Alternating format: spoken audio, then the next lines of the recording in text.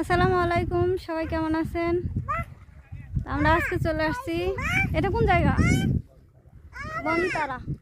এটা হচ্ছে কার বাংলাদেশ ভারত সীমান্ত এলাকা। ওই পাশে দেখতে পাচ্ছেন, ওই যে নদীর ওই পাশে দেখা যাচ্ছে, ওইটাই হচ্ছে ইন্ডিয়া।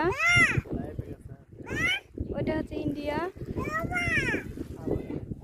এখানে আমি একদম নিচে নেমে আসছি উপর থেকে, পানির কাছে, একদম পানির কাছে চলে আসছি আমি। এখানে চাইলে আপনারা গোসলও করতে পারেন। জায়গাটা খুবই সুন্দর, গোসলও করা যাবে। পানিটা এত নিট অ্যান্ড ক্লিন, একদম পরিষ্কার। আমার তো মন চাচ্ছে গোসল করতে।